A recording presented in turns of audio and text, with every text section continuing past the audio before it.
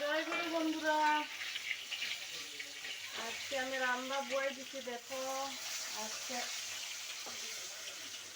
এখানে আছে তেল আর নতুন নতুন সজনা বেরিয়েছে। সজনা দিয়া তেলাপিয়া মাছ দিয়ে বানাই। মাছ দিয়া কোনোদিন বানাইছি না, ফার্স্ট টাইম ট্রাই করবো। তেলাপিয়া মাছটা দেখো বড় আসলো, আর বড় তেলাপিয়া মাছ খাইতে ভাল লাগে। তেলাপিয়া মাছে কাটাও থাকে না, তো বাচ্চারাও খাইতে পারবো।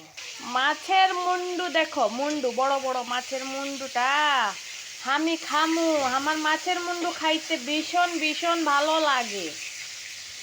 তো কার কার মাছের মুন্ডু খাইতে ভালো লাগে কমেন্ট বক্সে জানাই দিও। আমার তো খুব ভালো লাগে। বড় বড় মাছের মাথা দেখো ফুলা ভাজা হয়ে গেছে, মুই লামাইয়া দিমু বুঝছো।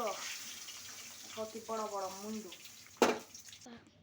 শুকনা মরিচ তেজপাতা দিয়া লাইলাম বুঝছো, তা জিরা পেঁয়াজ সজনা দিয়া মাছ দিয়া বহুত মানুষের তো হইয়া গেছে।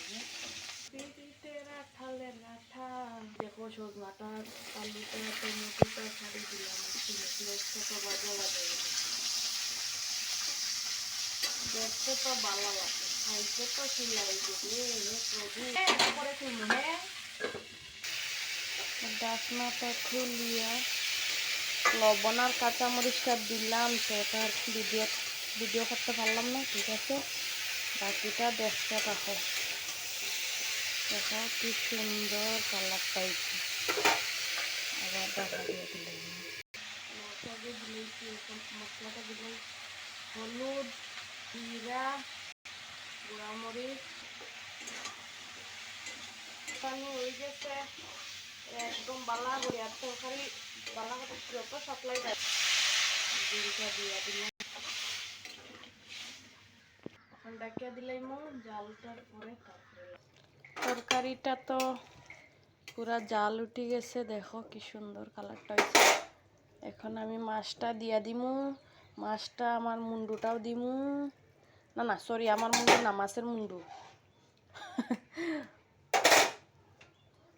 সবগুলা মাছ দিলাইমু। তো মাছটা দিয়া জালক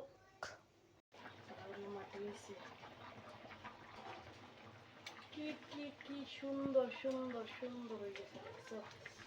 আলুটা সিদ্ধ হয়েছে, ও হয়ে গেছে।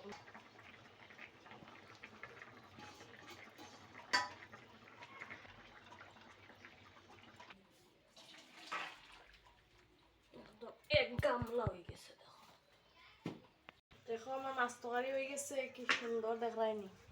ঠিক আছে টাটা, নেক্সট আর অন্য কোনো রেসিপি পাইলে